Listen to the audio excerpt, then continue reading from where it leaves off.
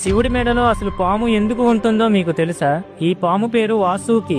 ఈ పాముని దేవతలు మరియు రాక్షసుల మధ్య సముద్ర మథనం జరిగినప్పుడు కొండను చిలికి అమృతాన్ని తీయడానికి ఉపయోగించారు. అలా వాసుకితో కొండను తిప్పినప్పుడు హాలాహలం అనే భయంకరమైన విషం సముద్రం నుండి బయటకు వచ్చింది. ఈ విషం బ్రహ్మాండాన్నే నాశనం చేయగలదు అని తెలుసుకున్న దేవతలు శివుడి దగ్గరకు వెళ్లి ఆ భయంకరమైన విషం నుండి బ్రహ్మాండాన్ని కాపాడమని మొరపెట్టుకుంటారు. శివుడు బ్రహ్మాండాన్ని రక్షించడానికి ఆ విషాన్ని తాగేస్తాడు. కానీ అది శివుడి గొంతులో దిగి శరీరంలోకి వెళ్తే శివుడికి చాలా ప్రమాదం అని తెలుసుకుని ఆ విషం ఆయన కంఠం నుండి కిందకు దిగకుండా పార్వతీదేవి శివుడి గొంతును గట్టిగా నొక్కి పట్టుకుంటుంది. కానీ పార్వతీదేవి అలా శివుడి కంఠాన్ని ఎక్కువసేపు పట్టుకుని ఉండలేదు కాబట్టి శివుడి పరమ భక్తుడైన వాసుకి, పరమేశ్వర, నేను మీ మెడను చుట్టి ఆ విషం కిందకు దిగకుండా ఆపుతాను, అంతేకాదు మీ మెడలో అలంకారంగా మీతోనే ఉండిపోతాను అని వేడుకుంటుంది.